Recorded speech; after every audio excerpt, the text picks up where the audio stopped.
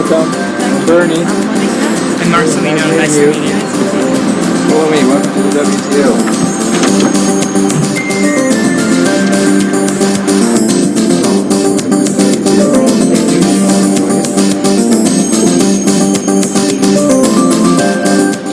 Okay, tell me, what do you want to learn about the World Trade Organization? What can I show you? What can I tell you?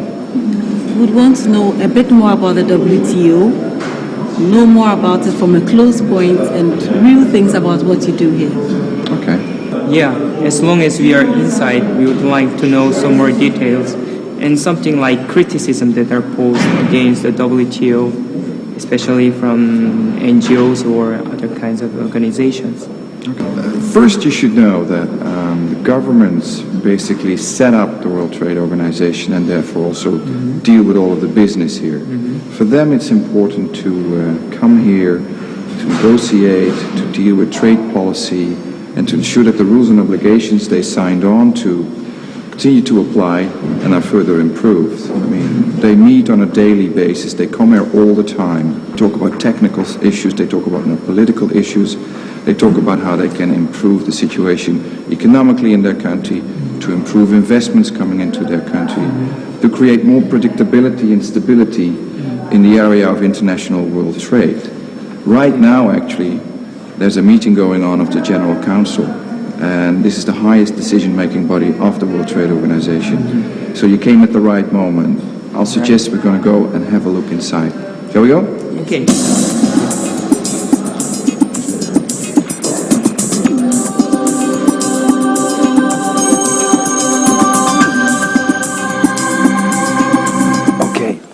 Here you see the WTO at work. This is the heart of the WTO. This is a pretty big meeting. You have a variety of meetings, bigger and smaller, on bigger issues and smaller issues. They can range from agriculture, a very big and important issue under the WTO, to issues such as import licensing. And on average, you can say we have about 2 to 3 meetings a day which involve all WTO members.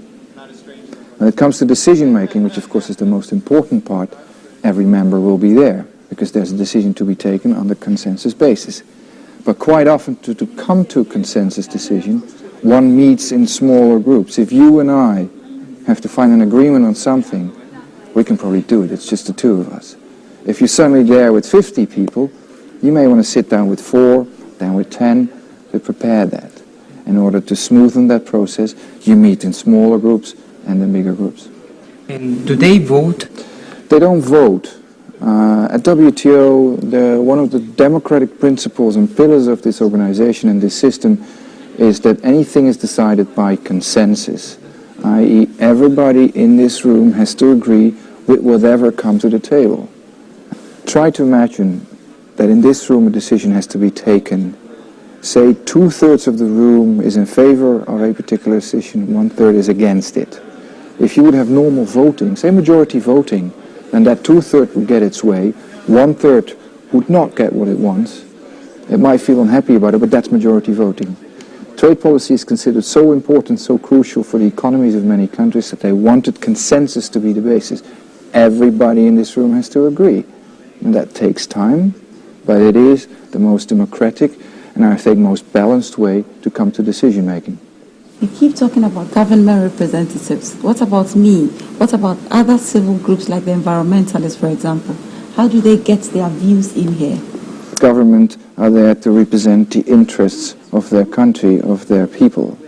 And based on that, to have parliaments controlling their position taking. So if you have a particular position to take or something to be brought forward in the world of trade, you normally go through your parliament, or you normally go through a normal voting system. That's how a democracy works. What would happen if you would open up this meeting or any other meeting to anybody who wants to come? It would be impossible to actually set some rules, and more importantly, to actually have people to live up to them. Because what we're having here is a contractual agreement signed on to by governments which are elected.